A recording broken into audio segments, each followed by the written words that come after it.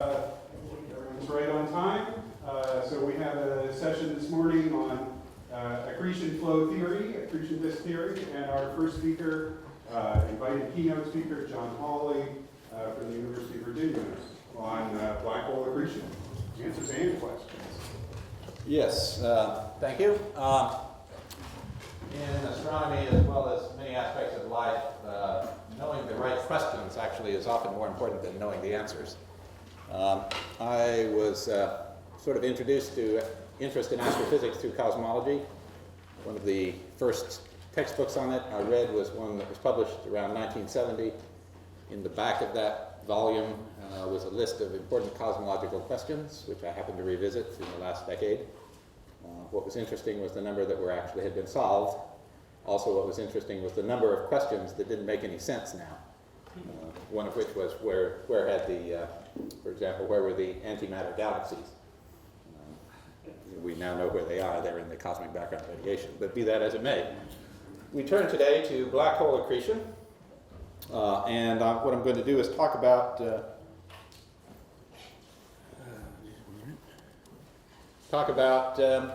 aspects of black hole accretion theory, what we've learned in the last few decades, and what are some of the interesting outstanding issues, some of which are addressed in talks and posters here at this conference.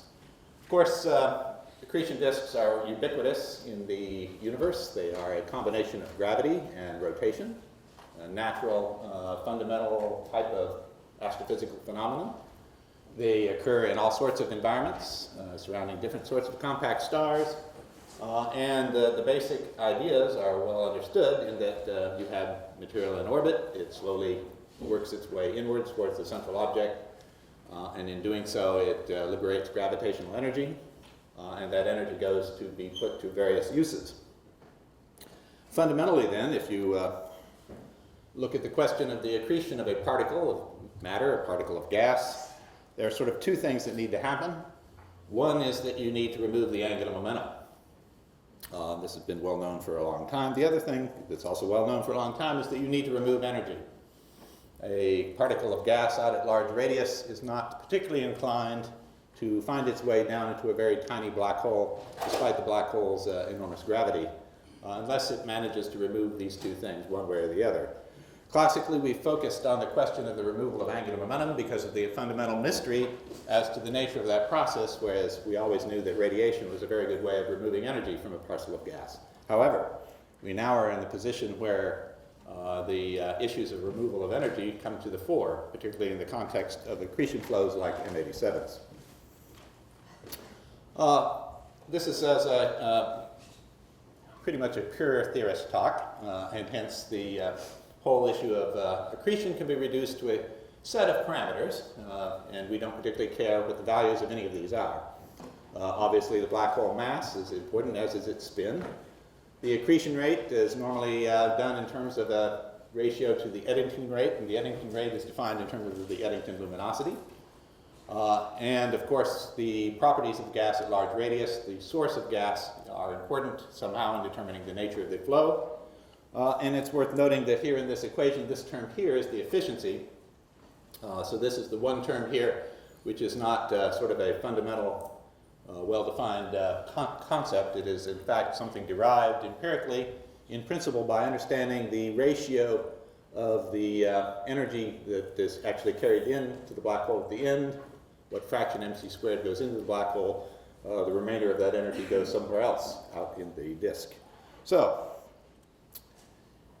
here is the pure theorist model of the central engine, okay, which is that we have mass at some large radius. Okay, that explains that. Mass at some large radius there, which is your fuel source. At the other end, we have radiation coming out, possibly jets and winds.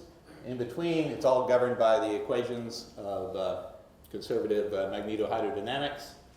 Plus various equations related to radiative processes, and further, whatever the mass and spin of the black hole are. Now, it occurred to me after making this slide that in fairness, the jet and wind shouldn't be labeled as optional. They should, in fact, be a consequence of everything else here. So we would, in principle, like to understand why it is that some systems end up with jets and why some systems have strong winds and why other systems don't. If we look at the modes of accretion, this is speaking very generally now, the classic, of course, is the Shikura-Syniad, also Novikov-Thorne disk, which was published back in 1973. So that is we are at the 43rd anniversary of the Shikura-Syniad disk. It remains sort of the fundamental accretion concept about which a lot of accretion theory is built. As everyone knows, sort of the key shortcoming or key question that was present in the Shikura-Syniad disk was the question of the nature of the angular momentum transport. However, they were able to get around that by pointing out on a dimensional argument that it had to be some fraction of the internal energy density or pressure, and that it should be less than that because you would expect the turbulence to be subsonic and the fluctuations to be subsonic in the disk. So this is the origin, of course, of the famous alpha viscosity. The Shikura-Syniad disk is relatively thin, h over r is small, and it basically applies to accretion rates that are below Eddington. Another type of accretion, general mode of accretion, is the so-called slim disk, which occurs when the accretion rates become greater than Eddington. This is a strongly radiation-supported disk, geometrically thickened. It's not a thick disk, but it is thickened. It is optically thick. And the key to this particular model is that now the process of advection becomes important in carrying some of the energy inwards. And so so you still have a limited Eddington luminosity from the disk, but interior of the disk there's a considerable amount of radiation heat that is carried into the black hole. And so that way the disk can stabilize itself through this advective cooling, as it's referred to in the biz. Finally, the notion of the radiatively inefficient flow, or the hot flow, hot, optically thin, radiatively inefficient, it sort of goes by the name of ADAF. Geometrically thick, accretion rates have to be much less than Eddington. So in some sense, it's, I don't know whether it's, you would expect it naturally or not, that the low accretion rate solutions end up being the really hot ones in sort of general circumstances. So in trying to determine the nature of the flows, the questions of density and optical depth are very important. The ADAF type accretion flows basically have a number of interesting properties to them that are also critical to their behavior. They are thick, h over r is comparable to 1. They are envisioned as likely having two temperature plasmas, the ions and the electrons having different temperatures, and that's been one of the interesting points of investigation, was the nature of the two temperature thing. Inefficient radiative cooling so that the disk stays hot. And again, advection of energy becomes very important. So, ADAF accretion in a gas-rich environment, such as Sag star or M87, is a very interesting problem because you can't get if you just go out to large radius and look at the available fuel, and you ask yourself, well, how did that large amount of available fuel end up being a very low Eddington rate accretion down near the black hole? The answer is going to have to be that it doesn't all get there. Right? If it all gets there, you've got something different. So you need some sort of a mass loss mechanism, which is not necessarily well understood. The so-called adios model, which I can't remember exactly what it stands for today, used to stand for adiabatic disk inflow-outflow solution or something like that, but they changed it later. So it still said adios, but now meant something different. The idea there was that within a disk, heat transport from inner regions out would naturally tend to unbind the gas so that you have plenty of energy available to drive a strong wind or outflow out at large radius. But exactly how that happens was a little unclear. Just out on archive last week, I think, or I'm looking at Ramesh for the exact date, it looks like last week, a calculation that Sadowski, 2016, very interesting result, that in that flow like this, when m dot was about 10 to the minus 4 Eddington, the disk suffered a cooling catastrophe. And so the ADAF started turning into something else.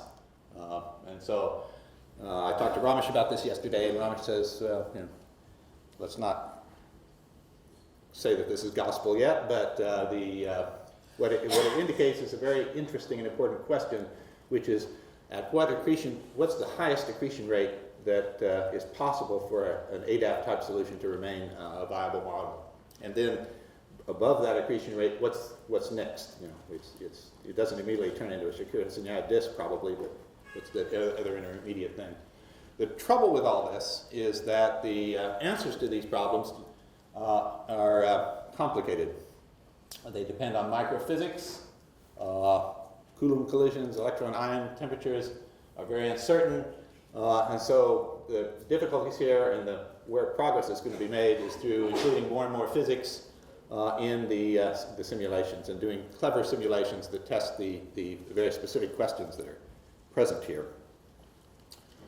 This is a chart I made some time ago in an effort to sort of follow the energy. The source of energy in an accretion disk is the differential rotation of the gas, so the key thing is to extract that energy, and the natural thing about the MRI is that it does precisely that. Its source of energy is the differential rotation, which it turns into velocity fluctuations and magnetic field. Those things both lead to turbulence within the disk, but that's not all. The magnetic field, for example, can just be lofted directly into creating a magnetized corona.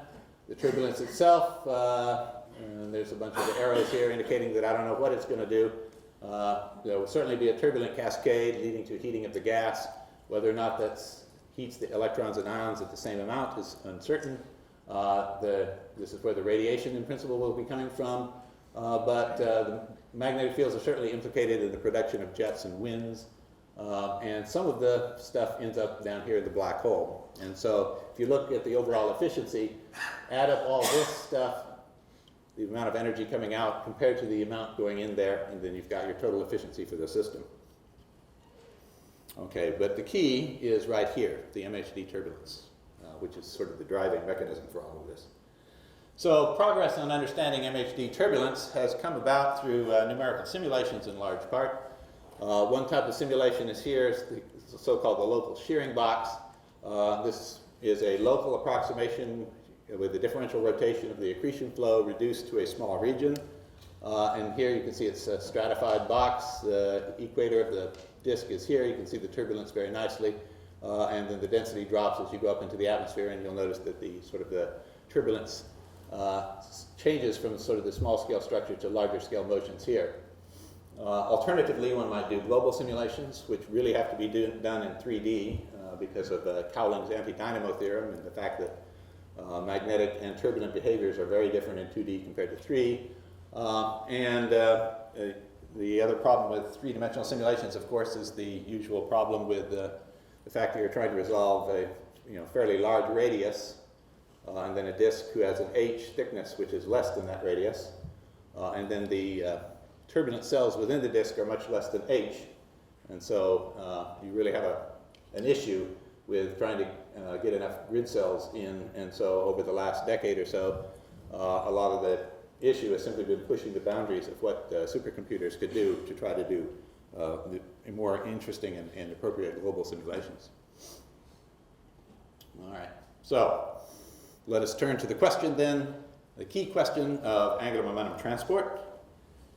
In particular, the angular momentum transport is the key dynamical issue in understanding the evolution and behavior of accretion disks. They all have angular momentum, and removing that is what's going to power the whole thing. Of course, we know right back from Shakura and Sinyaya days that viscosity per se is not adequate. You need something much more robust than that. Transport is due to stresses that are present in the turbulence, in particular in MHD turbulence is a combination of Reynolds and Maxwell stresses. Now, turbulence is of course dissipative, and so to sustain the turbulence it has to be powered by the available source of free energy, which again is the differential rotation. And so the turbulence could be sustained if the transport of angular momentum is in the right sense, the stress must be positive. And so the onset of turbulence in the disk requires an instability. There's no known local instability for purely hydrodynamic Keplerian flow.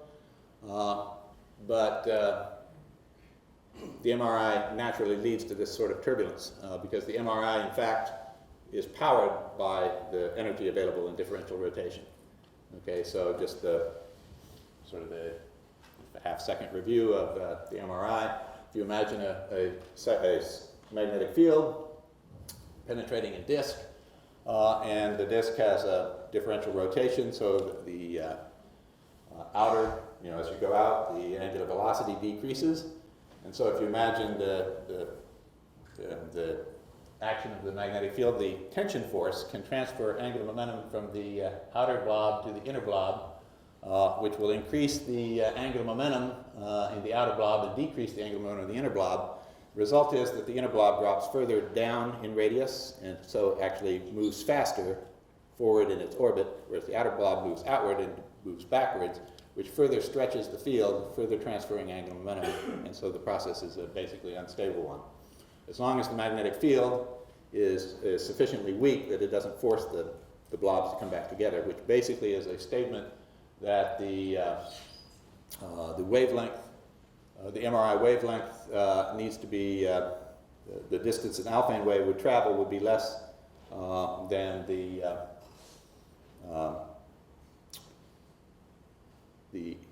Alfvén frequency has to be greater than the orbital frequency. So it's the distance that the Alfvén wave can travel in an orbit has to be less than the orbital radius. This in the usual parlance, the notion of the MRI is such that the wavelength that is most unstable goes to order H when the magnetic field goes to equal partition with the gas. And so in the normal way of thinking about this, they say that if the ratio of the gas pressure to the magnetic pressure is greater than 1, then the MRI should be acted in the disk. The ratio of the gas pressure to the magnetic pressure is the plasma beta parameter.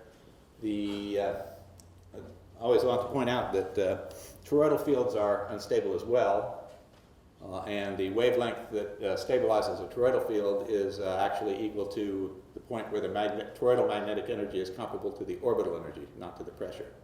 So really, it's very difficult to get a disk that's going to somehow be stabilized to the MRI, and even then, if you did it, magnetic fields that strong, sort of, they don't need the MRI anymore to really sort of tear your disk apart. So certainly then the stress due to turbulence driven by the MRI is one mechanism by which to transport angular momentum. There are some others. One, which is of probably great interest at this workshop, is the extraction of angular momentum directly by a wind or a jet in the disk itself. And so that would certainly work. Again, it's a process by which one could certainly drive a lot of accretion at the cost of losing a lot of material into the wind. The other possibility is non-axisymmetric waves and shocks.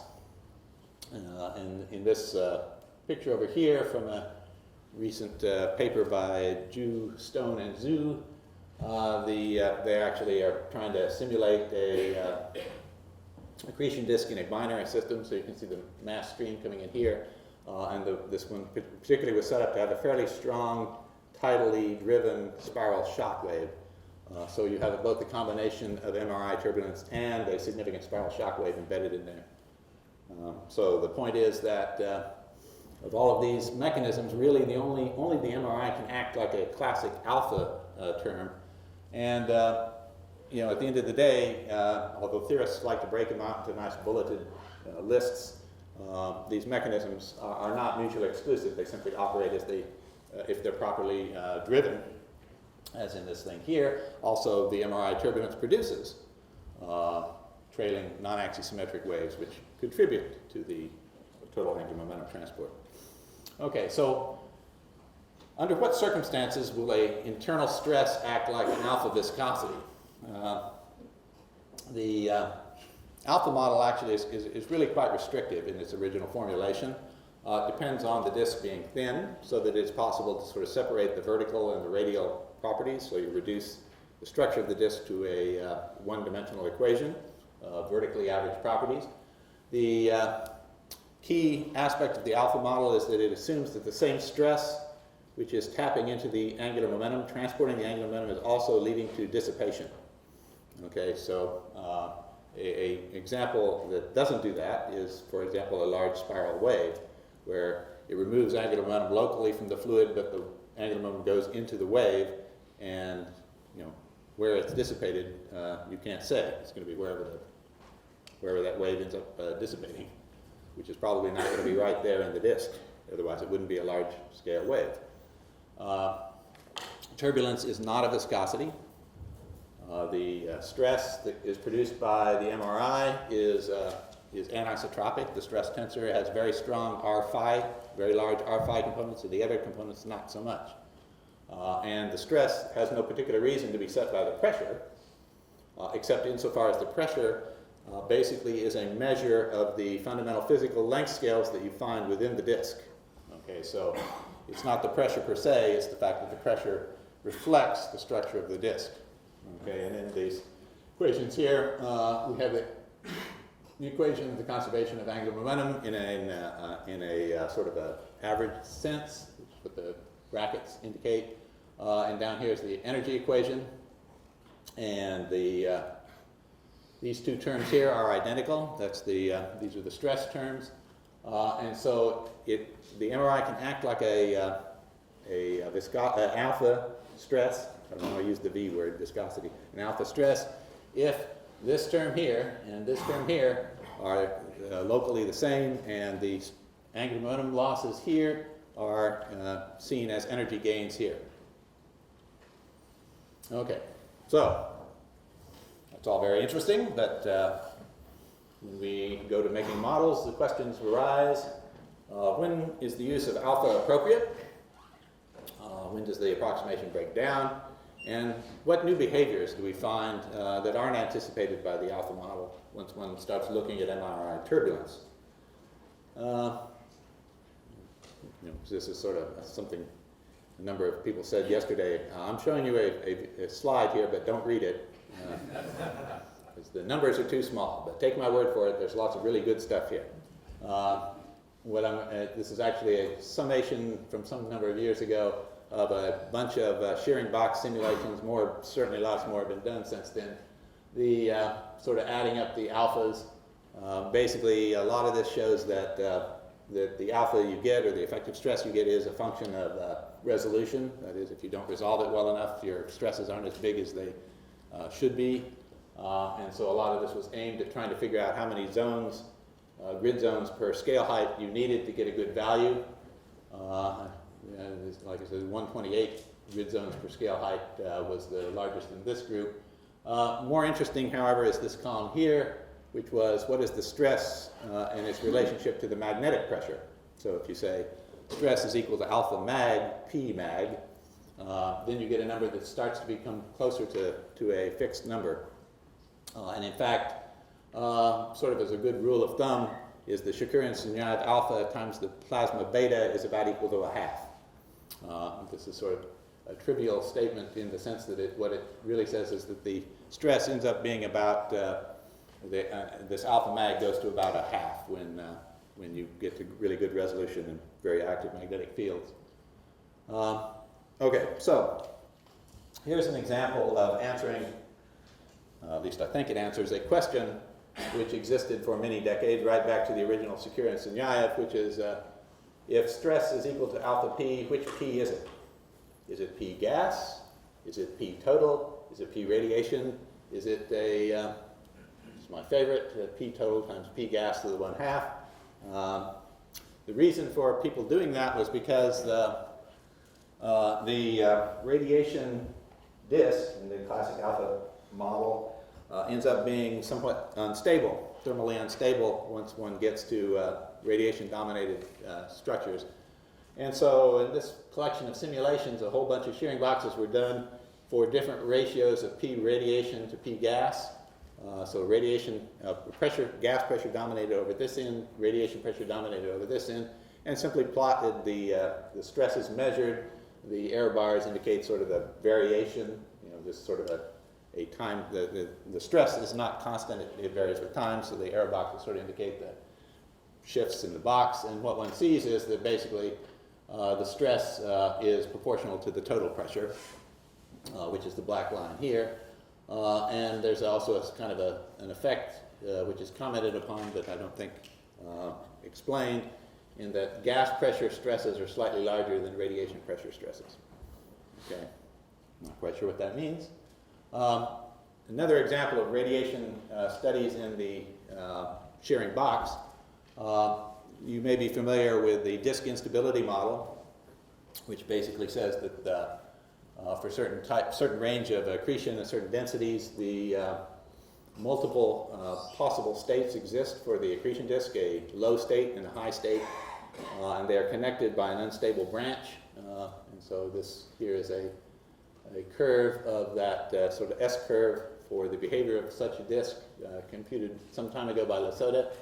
And so what Hirose et al. Did was try to simulate the conditions and see if they could get a model that would basically be steady state for the different types of different regions on this curve. So this is not a single model, but an ensemble of models that were set up in the local box to, with a certain surface density and a certain effective temperature. One of the criticisms of the MRI actually was that this S-curve model sort of depends on alpha cool being a small number and alpha hot being a large number, and the shearing box simulations tended to indicate that one got a sort of an alpha that was kind of on order of 0.01 to 0.04 or something like that, and so the notion was there was no way to get a large alpha that was needed for the hot branch. What one sees, however, is that that's not actually true once one does a simulation that includes the radiation transport. This seems very nice, right up here to the end of the stable limit, and then we have this model up here where alpha is, in fact, about 0.1. But then you'll notice alpha drops back down again. What's actually happening is that alpha here is large, but that's kind of funny because it's not that the stress is bigger, but the pressure didn't go up as much as the stress. And so alpha changed. But then as you go up here, the pressure is getting bigger again, but alpha is sort of at the same level. What's happening here actually is very interesting, which is a magnetic buoyancy instability, which seems to be associated with the increase of the stress. The conjecture, I can't say it's demonstrated yet, but the conjecture is that we know from studies of the MRI and under ideal situations that the presence of a net vertical field actually gives you stronger turbulence, and that the buoyancy instability actually takes magnetic field and orients it into the vertical direction, causing the MRI to become more powerful. And so this is sort of unanticipated because this is not this buoyancy instability is not driven by an unfavorable entropy gradient. In fact, happens because of the magnetic field and their interaction with the radiation. In a similar vein, this is a very lovely image from a paper by Zhang et al. In 2014. This is a super Eddington accretion model with radiation. And so, in fact, the Eddington, or the accretion rate is sort of on order of 200 Mhd. And what they discovered, very interesting, is that this buoyancy mode develops in the global disk as well, and it makes for much more efficient heat transport vertically than would just be through radiative diffusion. And so in this way it differs from the classic slim disk model, which basically assumes that the radiation is trapped by its inability to diffuse out of the very thick material. But this buoyancy instability, which is created by the magnetic field, actually transports radiation fairly efficiently. The net result is the funnel region here ends up having about 10 Eddington radiation coming out. So this is part of a number of efforts going on right now to try to put radiation transport into global simulations. This is needless to say, a difficult thing to do. It requires a lot of computer time. It's even more difficult when you do it in general relativity. But it's likely that we'll see some very interesting results coming out of this in the next few years, out of studies like this. Another question that people like to ask is, what about a dynamo?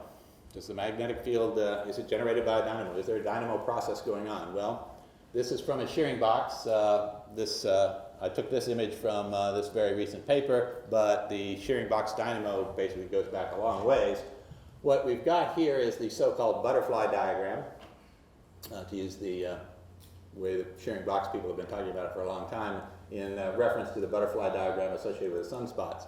The blue and the red are toroidal fields of opposite polarities, and this is you take the box and you average in the toroidal direction, and so you get a net B phi field, either plus or minus.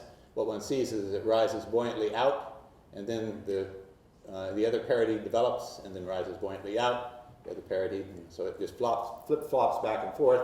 If you plot down here the B phi versus time, which is the black line, okay, and then the red line is a very, very simple alpha omega dynamo model, where alpha here is the dynamo alpha, which is the term that basically it says the D radial field dBr is proportional to alpha B phi, so it's the term that somehow takes the B phi back into the radial field. You'll notice that it's not bad. Here's a homework question, unless somebody actually knows the answer, and if you do know the answer, please mention it during the question and answer time. Why is it 10 orbits? Why is the period of the alpha omega dynamo in this thing 10 orbits? Well, it's because this alpha here is about 0.01, but that doesn't answer the question. Because the shearing box itself, there's nothing really to give you 10 orbits. But every shearing box calculation I know ends up with this roughly 10 orbit period. Okay, this has also been seen in global simulations as well, but it's not quite as clear cut in global simulations because you don't have sort of a single orbital frequency associated with the box that you do in a local model. Anyway, what this does is keep your MRI going. But if you were looking for this field to do anything particularly valuable for you in terms of creating a nice large-scale field for jets or winds or something, then you're kind of out of luck. You do drive these buoyant toroidal field up, which does lift material out, but you don't get any sort of systematic field as a function of time. All right, so if we consider all the results we've gotten from shearing boxes over the years, we are now in the 21st year of shearing boxes, so it's not like this stuff is brand new. We have definitely seen the MRI will produce the sort of turbulence you need to transport angular momentum. The turbulence is highly variable and chaotic, but on average, you can average over relatively long times and get a steady, sort of a good evaluation of the steady state solution. Magnetic stress is always larger than the Reynolds stress that's produced. The total stress is proportional to the magnetic pressure. Then I note that the stress is pretty local, but it's not entirely local. You can get some of the more recent large-scale shearing box simulations tantalizingly hint that the correlation lengths can become rather large for some problems. The magnetic field does generally remain subthermal. The stress is proportional to the total pressure, but it is not determined by the total pressure. It's determined by other factors. Heating is local, and thermalization does happen rapidly, so in that sense it does do what we need for to be like an alpha model. The background field can matter. If you have a net vertical field, you can get much stronger MRI than if you don't. But it's not essential that you have a vertical field. A purely toroidal field will work as well. There is certainly evidence for a dynamo operating to sustain the MRI, but it doesn't seem to be the dynamo that lots of people have hoped for over the years in terms of creating some large-scale net field, which would be very difficult, as a matter of fact, to do. Shearing boxes with radiation have reproduced aspects of the disk instability model and have shown interesting things related to the sort of the high Eddington limit, the sort of the slim disk limit. And I'm not really going to go into it in detail, but it should be mentioned that in simulations where you have added resistivity and viscosity, that can have a strong effect on the saturation state of the MRI. And so a question that there's been some discussion of for many years now, but has never been resolved, is this purely a numerical thing? Because you stick, your scale where you're sticking the resistivity in is much greater than the microphysical scale that actually happens. So does the real Prandtl number, magnetic Prandtl number of the black hole flow matter, or is it, is this purely a numerical effect? And, at this point, I think we might as well have Hollywood superstars vote on it for all the knowledge that we have on the. I mean, I think not, but my good friend and colleague Steve Babels thinks yes, and so it's 1 for 1. All right. The other topic to cover, after we spent so much time talking about alpha viscosity stress, is the generation of jets. This movie here, I've taken delight in showing it to people over the years, was produced by Andrew Hamilton at the University of Colorado using his black hole simulator, which actually traces the light rays accurately. He put the simulation, this is a simulation I ran some number of years ago, he put the simulation on in a virtual theater that had the Milky Way in the background, so that you could see, every now and then you can see the Large Magellanic Cloud and the Andromeda Galaxy go by. And if they pass behind the black hole, you can see them distorted as they're coming up here. Very nice Einstein ring. But what I would point out for this audience is the presence of the jet, which we just flew through. The jet arises very naturally in these simulations. The key to the jet production is the transport of global magnetic field down to the black hole, and then having the accretion flow maintain that global magnetic field. And there was a lot of talk yesterday about Einstein rings and what the EHT will actually see, and this is what it should look like. My prediction, because that's the Milky Way there, so that's clearly the galaxy at the center of the Milky Way. So this is a completely accurate and high fidelity model of what's actually going on down there. You're not laughing. You should be laughing. This is clearly an absurd statement. All right. So looking down the pipe of the jet, you do see the jet is, as I said, remarkably stable, but it does have some oscillations. I think this is where we end with the final plunge to our doom. Yes. All right. So jet theory. This is a well-trodden ground. The two mechanisms that are often discussed are the Blandford-Payne and Blandford-Zernike mechanisms. The Blandford-Payne is the one where the source of the energy is the disk itself. The Blandford-Zernike mechanism is the source of the energy is the rotating hole. I always say that it's clearly the only thing that you need is rotation, gravity, magnetic fields, but apparently you need Blandford too, since it seems to be involved in every process related to jets. So the need for field. Jets seem to require a magnetic field. This is a lovely little image taken from Sadowski et al. 2013, which sort of shows a kind of a generic picture of what one gets in this sort of situation, which is along the axis of the black hole. This is the energy flux, is this blue stuff. So you get this Poynting flux jet, which is very low density. In the simulations, the density would basically go as low as it can. There's always a floor density level in these things. But this is really an evacuated region because it takes zero angular momentum fluid to get in there, and in these simulations there really isn't any. Surrounding it is this funnel wall jet, and so this is the mass flux here. And so you can see that any mass outflow is really on a sheath around this Poynting flux jet. and then the rest of this is the gas density of the rather thick flow holding it all in place. It's this here where the collimation takes place near the base of the jet. Okay. One of the questions that we worked on for many years was the question of just how strong can the magnetic fields at the black hole be?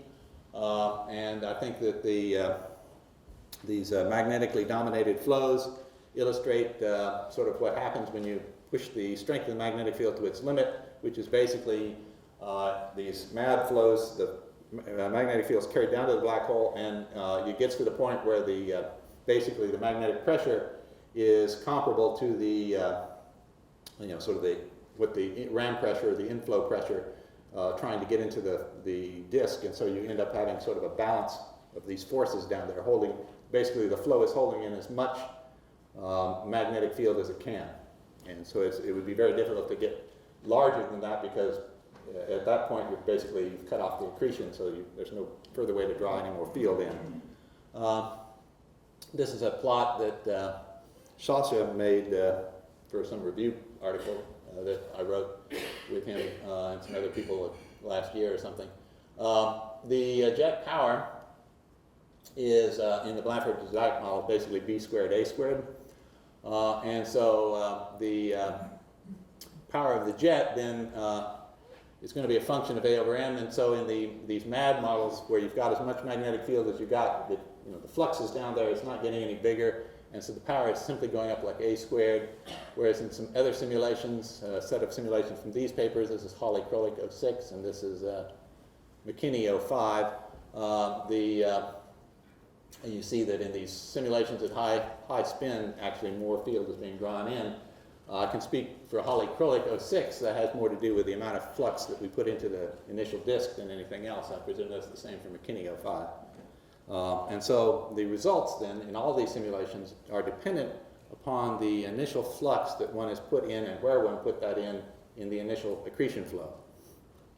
Okay, so the questions here really are how efficiently do various types of accretion flows bring magnetic field down to the black hole, and what are the circumstances under which you can get to the limiting flow, and what is the state of the net field in the disk proper. So here's an animation that was done purely to illustrate the delivery of a net dipole field to the black hole through an initial sort of almost rapid plunging flow, and then turbulence sets in and it tears everything apart here, but the funnel field is intact. And so what has happened is in that initial disk had a certain amount of flux in it that was rapidly carried in by a rapid inflow. It's deposited on the field at the dipole, and then the subsequent evolution, there's no more net flux to bring in, and because the dipole, is basically separated by the equator, although reconnection stuff happens along the edges here, it doesn't really affect the net flux, which is now stuck onto the black hole. To get rid of that net flux, you'd have to reconnect across the equator, which is very difficult to do because you've got all this stuff going on here.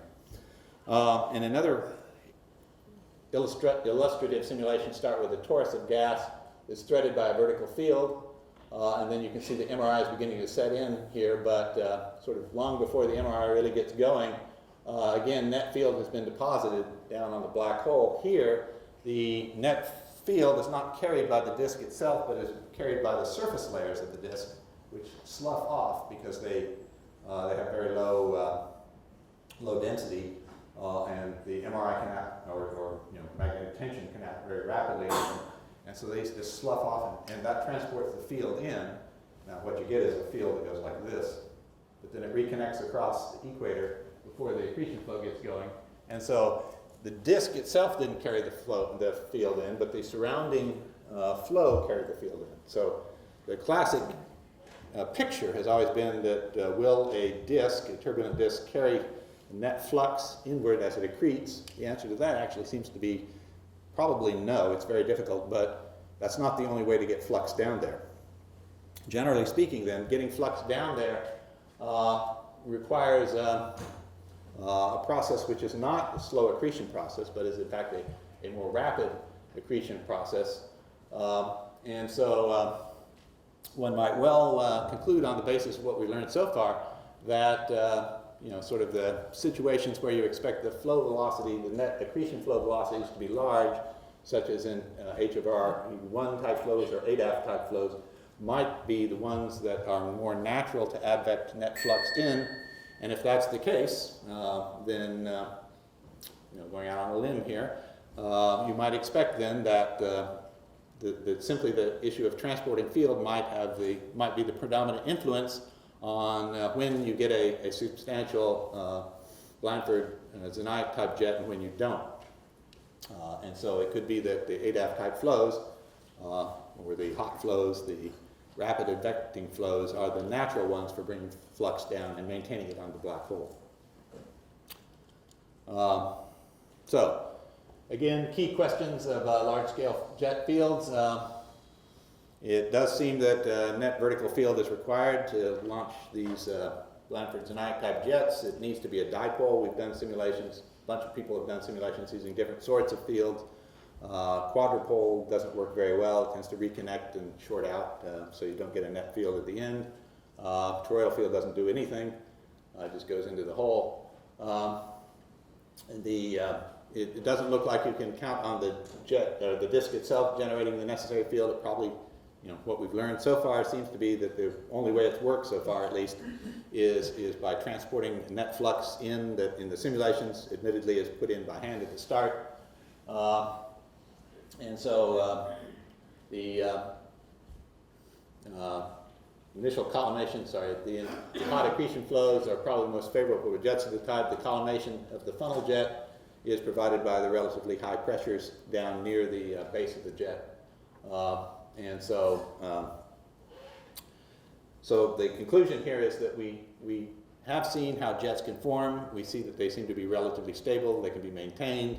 But the simulations so far still leave a lot of unanswered questions in terms of, sort of how do you get to this state from gas at infinity or close to infinity. All right, so let me, since I made sure to put in plenty of slides in case so let me just skip all of this good stuff, which is tilted disks, very important. Mhd stress at the ISCO can improve the efficiency. I guess here, I was thinking this Avara et al. 2015, they made a claim that their thin MAD flow produced an 80% deviation from Novikov-Thorne efficiency, which is a rather remarkable amount, actually, if true. So, other thing, you can try to calculate iron K alpha lines more accurately, skipping quickly, who cares? The thing here is that from the MHD simulation, this black line here is the derived iron K alpha, whereas the red line is the one that would be for an ISCO terminating power law fit. So there is some difference there, which is calculable. Okay, summary. All right. So we have parameterized models which give us good conceptual basis for understanding a variety of accretion situations in astrophysics. And what we get at with these sorts of simulations and investigations is beginning to look at the details. The models themselves do pose several very broad questions about how they work. But the simulations, basically, and increasingly physics-based, are answering some of those questions while at the same time posing new questions, which are, we hope, improving our understanding as things go by. Okay, thank you. I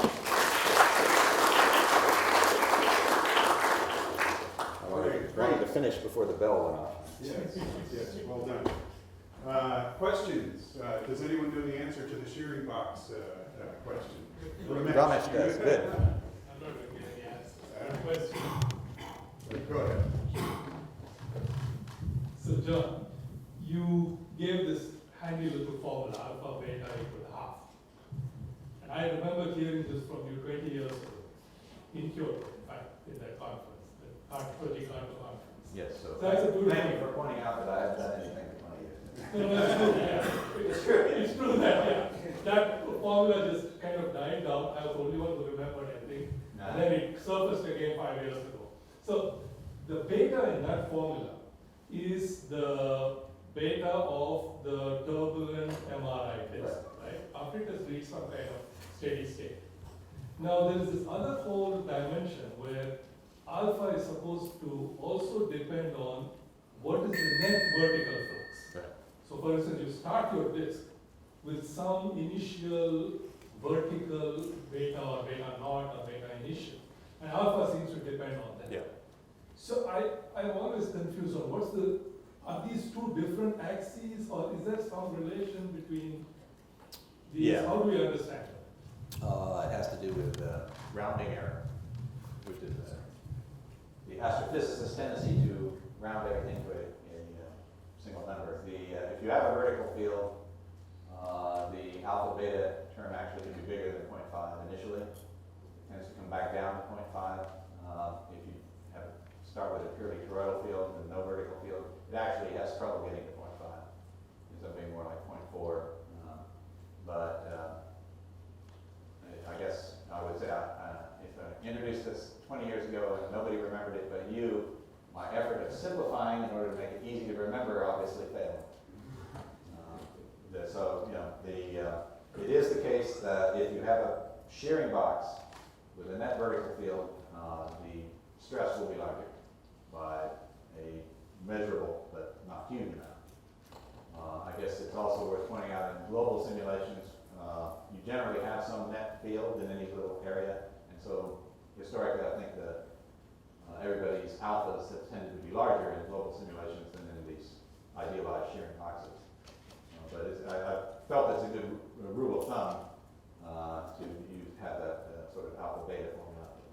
So would it be right to say that the net vertical flux determines the final alpha and beta of the disk? But whatever that is, the alpha beta would still be 0.5, but the actual alpha would be different depending on how much initial net flux you have. Yeah, if you have a lot of net vertical flux, your total stresses are going to be larger, and you have larger excursions. The turbulence tends to have larger structure to it. So,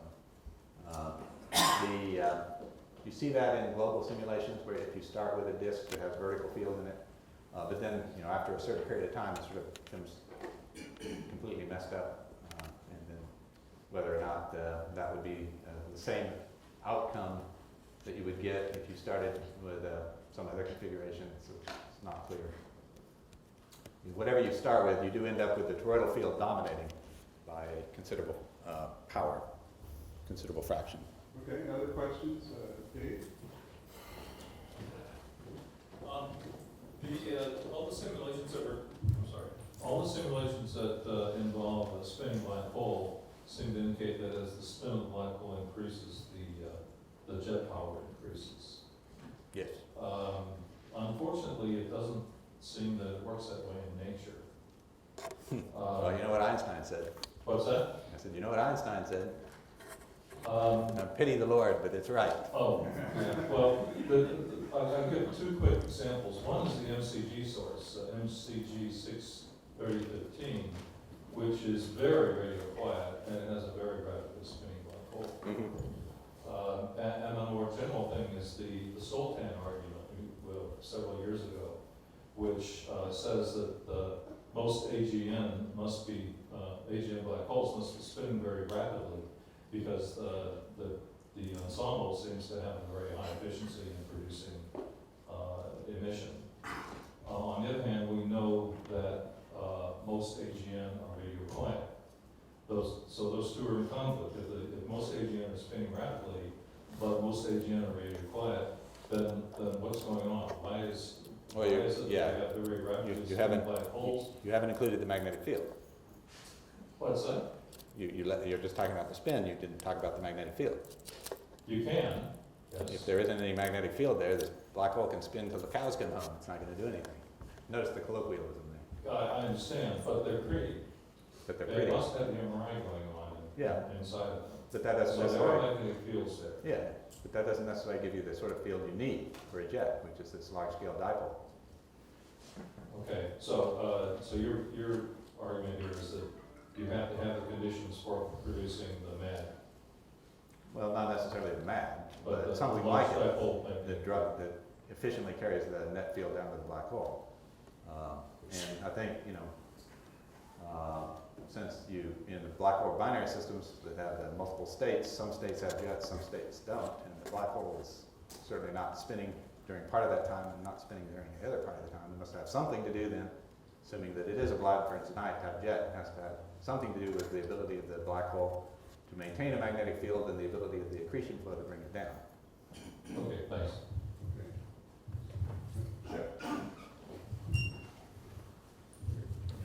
Can you comment on the prospects for observing the MRI observationally? We hope to do something like that for PhD, which may resolve Sagittarius star as a GM over CQ that's about 20 seconds or so. Right. Spatially resolve that. But also I've heard from you that there are some lab prospects for doing that. Yeah, there's a number of laboratory experiments that are trying to see the MRI. The one that I'm most familiar with is the Princeton experiment, which is intended to be a Couette cylinder that will contain gallium, which is of course a conducting fluid. It's also very expensive, but they've done some calculations in principle, they can perhaps see the MRI develop in that. There's some experiments in Europe using, I can't remember what fluid they're using, another conducting fluid, that are trying to see the MRI in action. There's an experiment in Maryland that's, I believe that one's using liquid sodium. There was some controversy over whether or not they'd seen MRI or not. I think the consensus now is they saw turbulence that was related to boundary conditions in the flow rather than MRI induced. Trouble with the lab thing is that it's very hard to get the resistivity of the fluid and the viscosity of the fluid into a favorable magnetic Prandtl regime to see the MRI operate. So, but they're working on it, and they may yet. In the context of the universe, you can certainly see if there's evidence for turbulence going on. The velocities locally are not they're significant compared to the local Keplerian velocity, so you should be able to see evidence of that. Whether you could then ascribe the presence of turbulence to necessarily being driven by the MRI would be sort of another question. I certainly would think so, but I don't think that would be good enough. It would be nice if you could just see the evidence of the turbulence, though. Over here. What sets the direction of the jet, which might be stable for very, very long periods of time? Sometimes we also see discs in the centers of these emission line discs, which apparently maybe are not oriented in particular with the jet or in some way with the jet. Right. Well, the Blanford's night jet is typically oriented along the axis of the spinning black hole. But in the cases where people have done accretion flows that are come in at an angle, and they don't come in at the equator, they're tilted with respect to the black hole, then, if I recall correctly, the jet is still aligned with the black hole spin. Ramesh, is that correct? I think it starts off with the black hole and then It tends to be gets adjusted a bit. redirected. Yeah. Can be adjusted a bit by the disk depending on how it behaves, but that's also a very difficult problem. But the black hole spin, in principle, gives you a very, very solid anchor for orientation of the jet. Brief comment and question. Our observation of protoplanetary is actually might offer a good chance of seeing some turbulence associated with some R. Right. So the question, I'm very interested in getting your thoughts on this accreting flux onto a black hole.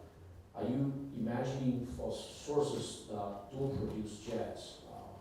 Are you imagining that in the last EFO there's coherent polar field that's accreted and stuck onto a black hole and that's it? Or Yeah. you get episodic fluxes that accumulate, annihilate each other, accumulate, and then Yeah, what we've seen in the simulations is that where you start with an initial condition that has a net flux, if it's a thick flow or some other similar sort of circumstance, it can be taken in pretty quickly. In the real world, that had to originate someplace at a very large radius.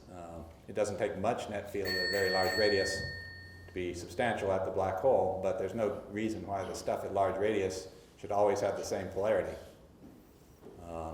And then you might imagine the process could be more stochastic, that it builds up for a while, and has a lifetime, which is sort of the time it takes to bring new flux in from a large radius. So it might have a very long lifetime of a particular orientation of the jet.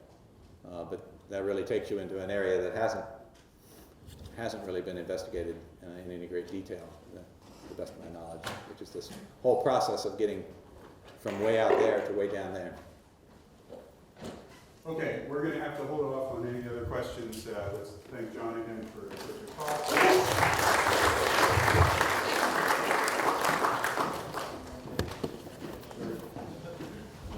Our next speaker is Feng Yuan from Shanghai Observatory.